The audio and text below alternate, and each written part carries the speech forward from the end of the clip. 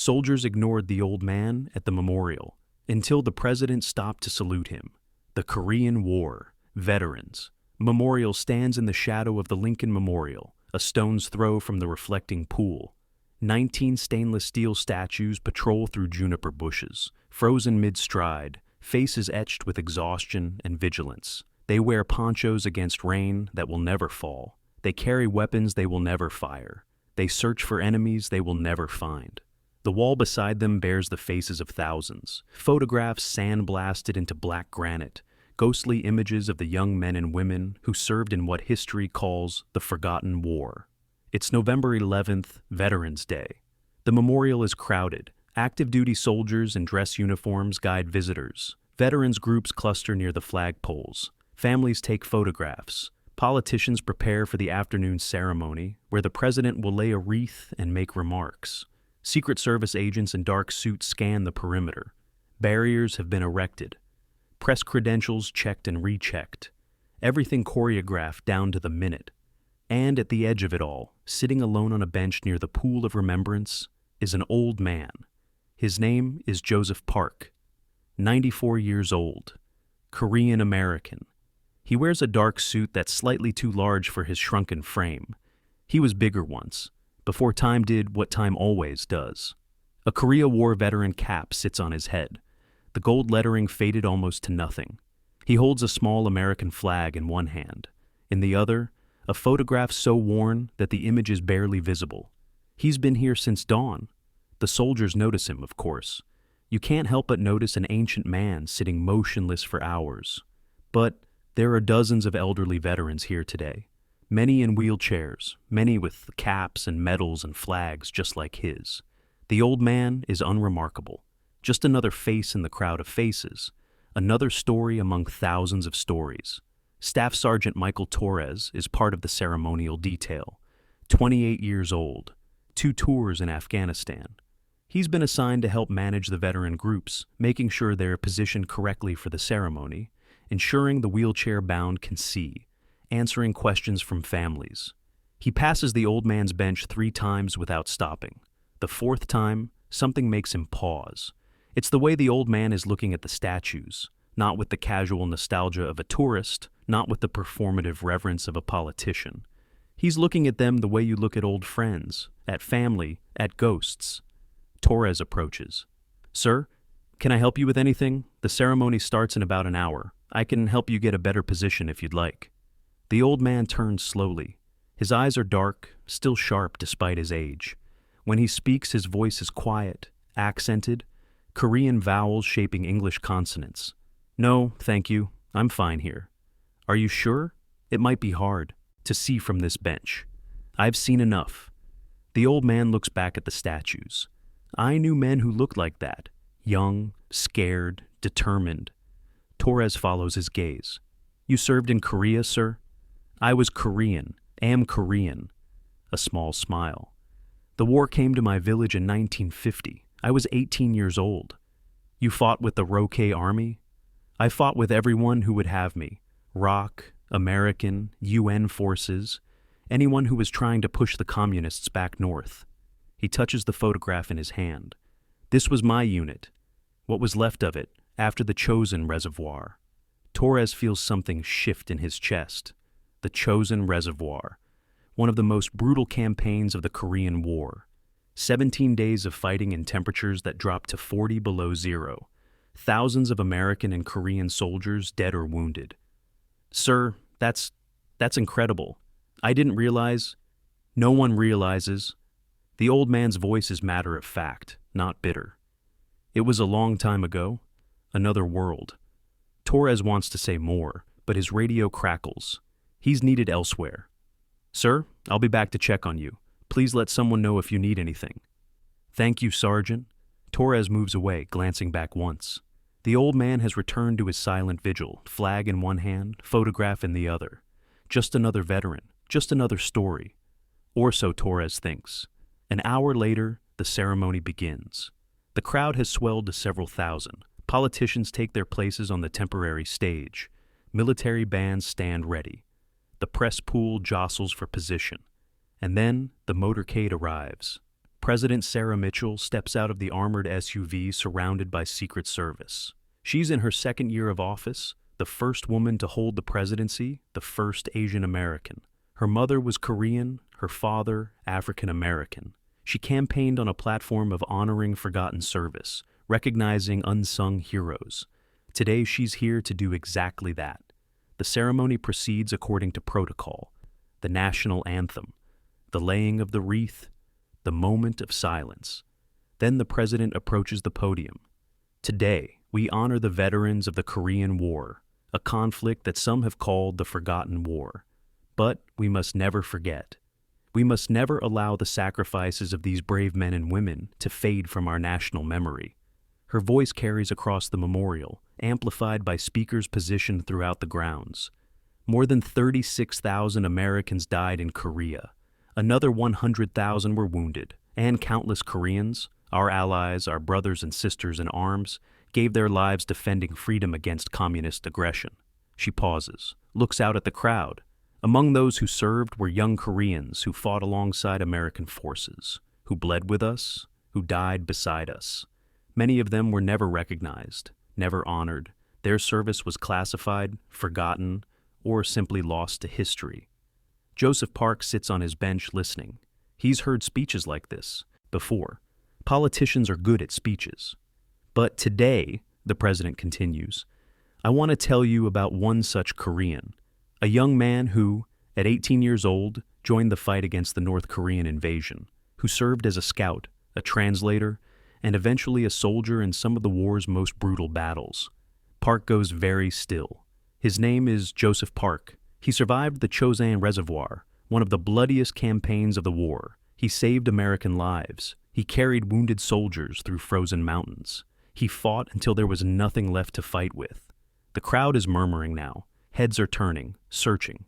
After the war, he immigrated to America, became a citizen, raised a family, served his community, and he never asked for recognition, never sought honor. He simply lived his life, carrying the weight of his service in silence. The president steps away from the podium. Mr. Park is here today. I'm told he's been sitting alone on a bench near the pool of remembrance since dawn. Secret Service agents are moving now. Torres sees them heading toward the bench where the old man sits. I would like to invite Mr. Park to join me, because it's time, long past time, that we honor his service properly. Joseph Park doesn't understand what's happening at first. There's commotion, people turning to look at him, men in suits approaching. A Secret Service agent leans down. Mr. Park, the president has asked you to join her at the podium. The president? Yes, sir. Will you come with us? Park looks at the photograph in his hand, at the faded faces of boys who became men, who became ghosts, at the flag he's carried all morning. I don't understand. Neither did we, sir, until about an hour ago. But the president asked specifically for you. She knows who you are. Park rises slowly. His legs are unsteady, 94 years old, and every one of those years is protesting. But he rises. The crowd parts as he walks. Thousands of eyes on him now, whispers spreading. Who is he? Some Korean veteran. The president asked for him specifically. Must be somebody important. Torres watches from his position near the stage, watches the old man move through the crowd with the slow dignity of someone who has learned that haste is for the young. At the base of the stage, the president is waiting. She doesn't wait for him to climb the steps. She descends to meet him. And then, to the shock of everyone watching, the President of the United States comes to attention and salutes. The crowd goes silent. The president holds the salute.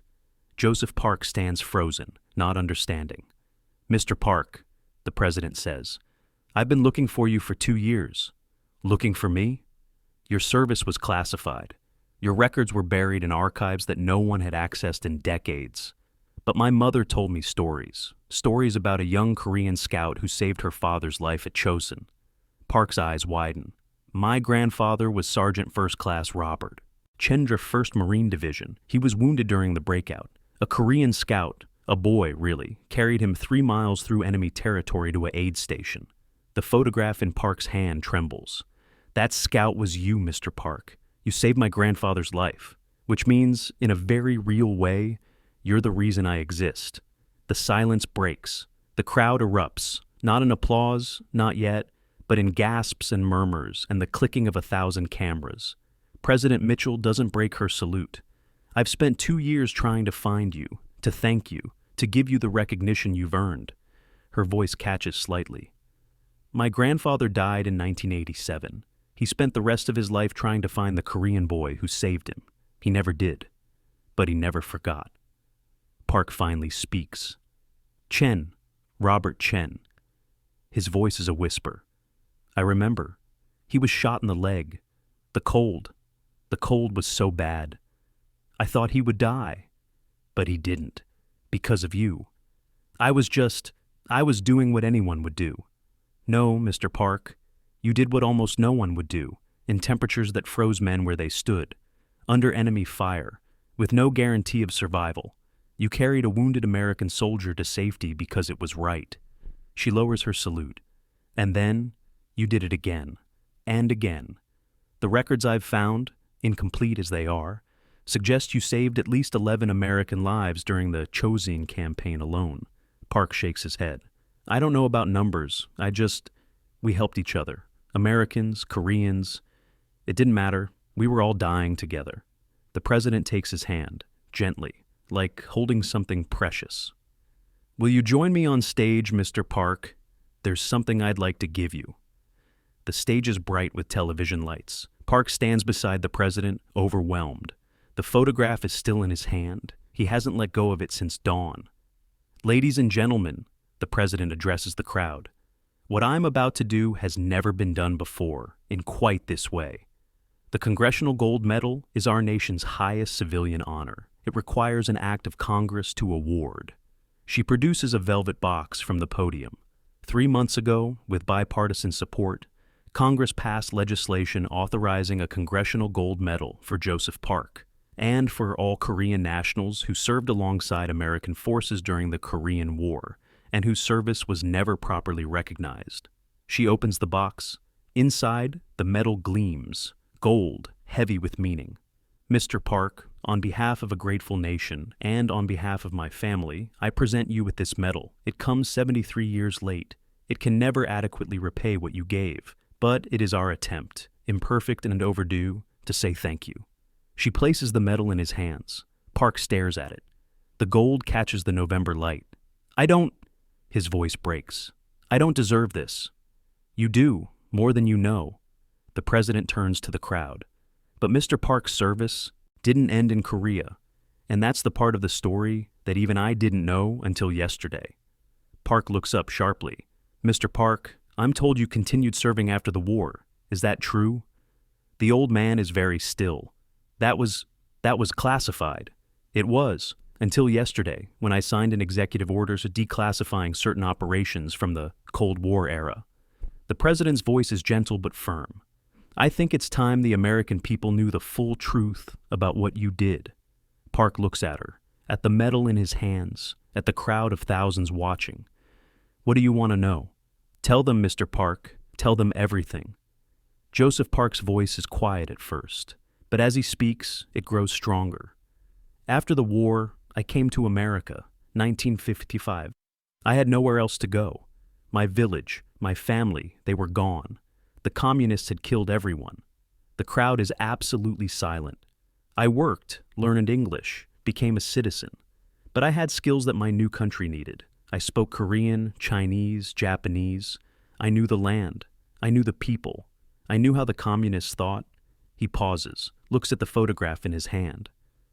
In 1962, I was approached by men in suits. They said they worked for the government. They said there was work I could do, important work, work that could save lives. What kind of work? The president prompts. Intelligence.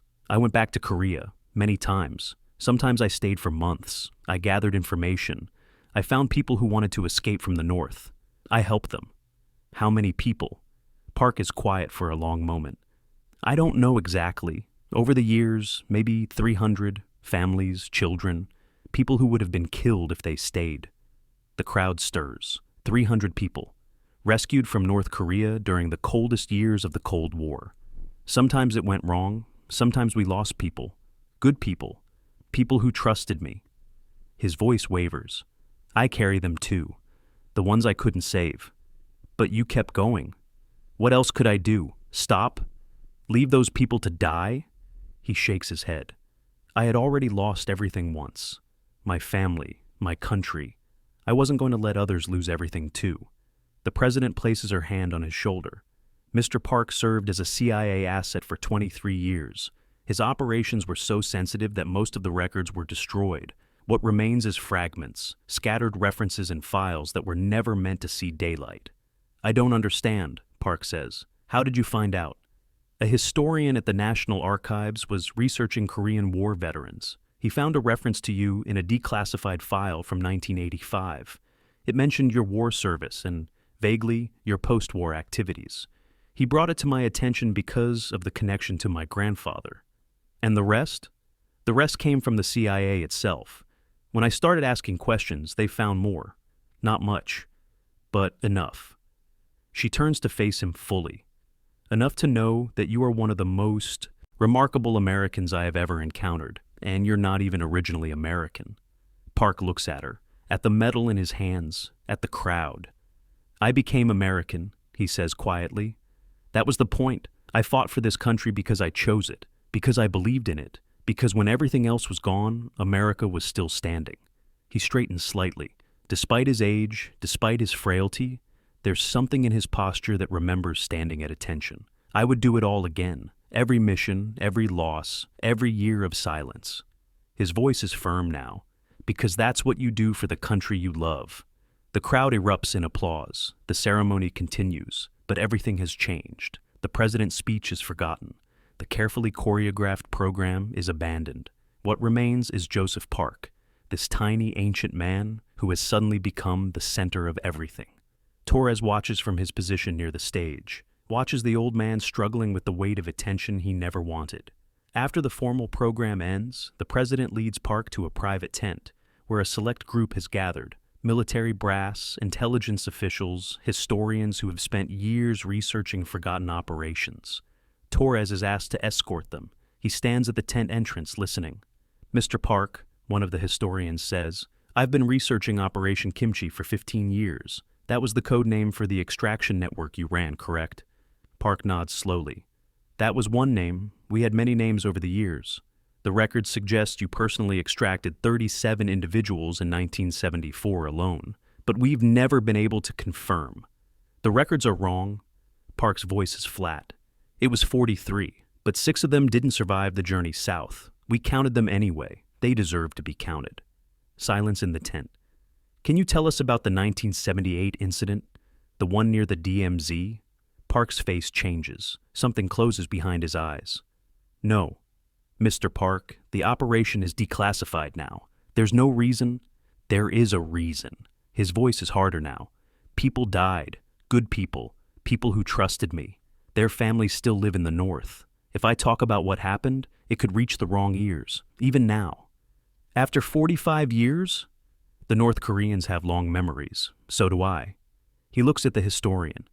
Some stories aren't for telling. Some secrets stay secrets. The president intervenes. We'll respect Mr. Park's wishes. There's plenty he can share without compromising anyone's safety. The conversation continues. Park answers some questions, deflects others. Slowly, a picture emerges. Not complete, never complete, but enough. 23 years of covert operations, dozens of missions into North Korea, 300 lives saved, uncounted intelligence gathered, and all of it done by a man who never asked for recognition, who never expected thanks, who simply did what needed doing because no one else could. Later, after the officials have left, Torres finds himself alone with Park. The old man is sitting in a folding chair, staring at the medal in his hands. He looks exhausted. Overwhelmed? Sir, can I get you anything? Park looks up. You're the sergeant from this morning, the one who asked if I needed help. Yes, sir. You were kind, even when you didn't know who I was. You were a veteran sitting alone. That was enough. Park almost smiles. That's good. That's how it should be. Torres sits down across from him. He knows he should maintain professional distance, but something about this moment demands more. Sir, Can I ask you something? You can ask. Why did you sit alone all morning? You could have found a veterans group. Someone would have welcomed you. Park is quiet for a moment. I came to be with them. He gestures vaguely toward the memorial, toward the statues. The ones who didn't come home. I come every year. Sit with them. Remember? You've been coming here for years? Since the memorial opened, 1995. Every Veterans Day. He touches the photograph in his hand. This is my unit. What was left of us after Chosin. 12 men. I'm the last one alive. Torres looks at the photograph. Faded faces. Young men who became old men, who became memories. When the memorial opened, there were 5 of us left. We came together, sat on this bench, told stories. Park's voice is distant. Then 4, then 3, then 2. Now just me. I'm sorry. Don't be sorry. They lived. They had families, children, grandchildren. They died in beds, warm and surrounded by people who loved them. He pauses. That's not tragedy. That's victory. Torres doesn't know what to say. I sit with them because someone has to remember. Because when I'm gone, no one will know their names. No one will know what they did. He looks at Torres. That's why I never wanted recognition. It was never about me. It was about them. About all the ones who didn't come home. But sir, what you did, the lives you saved, I saved some. I lost others. That's how it works. Park's voice is matter of fact. You've been to war, you know? You don't count the victories. You count the losses, the ones you carry. Torres thinks about Afghanistan, about the faces he sees at night, about the weight that never quite goes away. Yes, sir, I know. Then you understand why the recognition doesn't matter, why the medal is just metal. He holds up the Congressional Gold Medal. This is beautiful, it's heavy, but it doesn't bring anyone back. It doesn't undo the mistakes, it's just... He searches for the word. Acknowledgement, that's all. Acknowledgement that what we did mattered. It mattered, sir. It mattered more than you know. Park looks at him with those dark, ancient eyes. I hope so. I have to believe so. Otherwise, what was it all for? That evening, there's a dinner at the White House. Park attends, still dazed, still overwhelmed. He's seated at the president's table, surrounded by dignitaries and officials who want to shake his hand, hear his stories, be photographed with him. He bears it with grace, but Torres, who has been assigned to the detail, can see the exhaustion beneath the surface. After dinner, the president finds a private moment with Park. How are you holding up? I'm 94 years old. I've survived worse than a dinner party. The president laughs. Fair enough? She pauses. I want you to know, this isn't going to be a one-day thing. The attention will continue. People will want to interview you, write books about you. I don't want books. I understand. And you can decline anything you want. But the story is out now. The medal, the connection to my family, the declassified operations, it's too significant to disappear. Park is quiet. What I'm saying is, you can control the narrative. You can decide what parts of your story get told and how. But you can't make it go away. I never wanted it to go away. I just wanted... He stops, thinks. I wanted the others to be remembered, not just me. They will be. The legislation that authorized your medal also created a commission to identify other Korean nationals who served with American forces. Historians will research, families will be found, stories will be told. That's, Park's voice catches. That's good. That's what matters. You made it possible by surviving, by being here, by having a story that connects to someone in power who could make things happen. The president takes his hand. My grandfather talked about you until the day he died, the Korean boy who saved my life. He said you were the bravest person he ever met. I was just scared all the time. That's what bravery is, being scared and doing it anyway. Park looks at her, at this woman who wouldn't exist without him, at this president who has spent 2 years searching for an old man on a bench. Your grandfather, Robert, he was a good man. He thanked me after I carried him to the aid station. He could barely speak. The cold had gotten into his lungs, but he grabbed my hand and said, "Thank you, brother." The president's eyes are wet. I never forgot that. Brother, an American calling a Korean boy, his brother.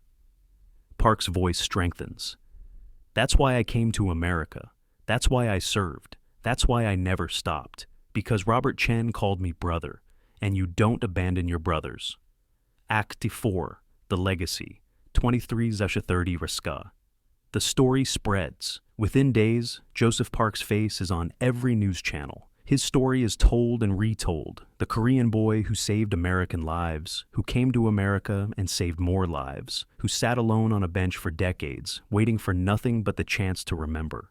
The details vary in the telling. Some accounts emphasize his war service. Others focus on his CIA years. Others still highlight the connection to the president's family. But the core remains constant. A man who served without recognition, who sacrificed without expectation, who carried the weight of forgotten wars without complaint. Park handles the attention as best he can. He gives a few interviews, careful, measured, always steering the conversation toward others. The men he served with, the people he rescued, the families he helped reunite. "I'm not a hero," he tells one interviewer. "I'm a survivor. The heroes are the ones who didn't survive." 3 months after the ceremony, Park returns to the Korean War Memorial. It's a quiet day. Winter. The tourists are sparse, the politicians absent. Just the statues and the wall and the names of the dead. Torres is there too. Not on duty. He's taken leave to be here. He's not sure why, exactly. Only that something about Joseph Park has stayed with him. Changed him. They sit together on the bench near the pool of remembrance. "You came back," Park says. "I wanted to see how you were doing." "I'm 94. I'm doing as well as can be expected." They sit in silence for a while. The statues patrol through their eternal juniper. The ghostly faces watch from the granite wall. "I looked up some of the operations," Torres says finally. "The declassified ones. What you did, it was incredible. It was work, hard work, dangerous work, but just work. You're too modest. I'm too old for modesty. I'm just telling you the truth." Park looks at him. "You served in Afghanistan. 2 tours. How did you know?" "The president's staff researched everyone who would be near me. They told me about you." Park pauses. "You lost men in Helmand Province, 2012. Torres goes very still. "You carry them, the way I carry mine." "Yes." "Does it get easier?" Torres thinks about the question. Really thinks. "No, but you get stronger. Strong enough to carry the weight." Park nods slowly. "That's right. That's exactly right." They sit in silence again. The wind is cold, carrying the promise of snow. "What will you do now?" Torres asks. "Now that everyone knows?" "The same thing I've always done. Remember, honor, wait." "Wait for what?" Park looks at the statues, at the faces frozen in time. "Wait to join them, the ones who went before." His voice is peaceful, not morbid. "I'm 94 years old. I've lived longer than I had any right to live. When my time comes, I'll be ready." "That doesn't scare you?" "Why would it? I'll see them again. Robert Chen, the men from my unit, all the ones I've been missing." He touches the photograph, which he still carries everywhere. "Death isn't an ending, Sergeant. It's a reunion." Torres feels something shift in his chest. The weight he's been carrying, the faces, the names, the guilt. It doesn't disappear, but it changes, becomes something he can hold without being crushed. "Can I ask you something, sir?" "Of course." "How do you live with it? The things you've seen, the things you've done, the people you've lost." Park considers the question. You don't live with it. You live through it. You wake up every morning and you choose to keep going. You honor the dead by living, by doing work that matters, by being someone they would have been proud of. Is that enough? It has to be. There's nothing else. Park looks at him. "You're young. You have years ahead of you, years to do good, to make meaning from the pain. I don't know how. You'll learn. You're already learning." Park touches Torres' shoulder. "The fact that you're here, that you came back to sit with an old man you barely know, that tells me you're already on the path." Torres doesn't trust his voice, just nods. They sit together until the sun begins to set, casting long shadows across the memorial. The statues seem to move in the fading light. Not frozen anymore, but marching. Always marching. Joseph Park passed away peacefully in his sleep on a spring morning, 6 months after the ceremony. He was 94 years old. His funeral was held at Arlington National Cemetery. in a section reserved for those who served with particular distinction. The president attended, so did the Secretary of Defense, the director of the CIA, and representatives from the Republic of Korea. But the most remarkable attendees were the families, dozens of them. Families from Korea, from California, from Texas and New York, and everywhere in between. The descendants of people Joseph Park had saved during the war, during the Cold War, across a lifetime of service.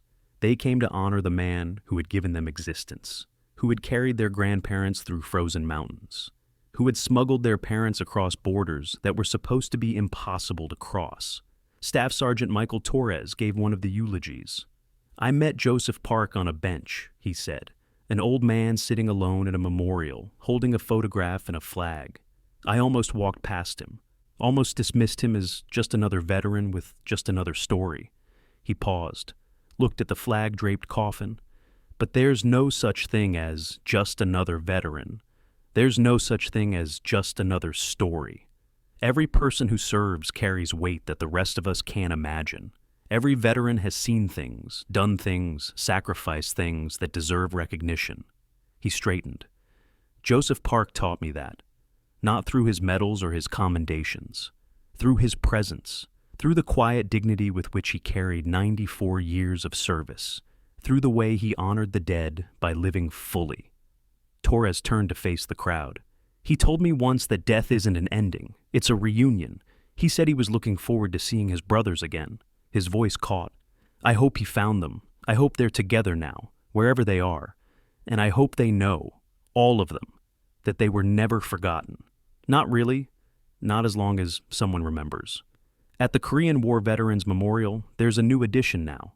A small plaque installed near the Pool of Remembrance. It reads, "In memory of Joseph Park, 1930-2025, who sat on this bench for 30 years, remembering the forgotten, until the forgotten were remembered. Every year, on Veterans Day, Torres returns to that bench. He sits where Joseph Park sat. He looks at the statues. He thinks about the weight he carries and the weight that everyone who serves carries. And he tells the story, to anyone who will listen, about an old man no one noticed, about a president who stopped to salute, about a lifetime of service that almost disappeared into history. He wasn't a hero because he was recognized," Torres tells them. "He was a hero because he served without expectation of recognition, because he did what was right when no one was watching, because he carried the dead with dignity until the day he joined them." The listeners nod, some cry, some don't fully understand. But they all remember, and that, in the end, is all Joseph Park ever wanted. The Korean War Veterans Memorial stands in the shadow of the Lincoln Memorial, a stone's throw from the reflecting pool. 19 stainless steel statues patrol through juniper bushes. The wall bears thousands of faces. The pool of remembrance reflects the sky. And on a bench nearby, if you look closely, you can see something that wasn't there before. A small American flag, planted in a holder. A photograph, laminated to protect it from the weather. 12 young faces, frozen in time. Visitors sometimes ask the park rangers about it. "That's Mr. Park's bench," they say. "He sat there for 30 years, remembered his unit, remembered everyone." Who was he? He was a Korean War veteran. He saved American lives. He saved Korean lives. He spent his whole life serving, and he never asked for anything in return. Is he still alive? No. He passed a few years ago. But people still come to sit on his bench, to remember him remembering. The visitors nod. Sometimes they sit for a while, sometimes they don't. But the bench is never empty for long. Someone is always there, remembering. Because that's what Joseph Park taught us. The forgotten are only forgotten if we let them be. Maybe that's what honor really means. Not the medals or the ceremonies or the presidential salutes, but the simple act of remembering, of sitting with the ghosts, of carrying their names forward into a future they never got to see. History forgets the noise. It remembers the silence that followed.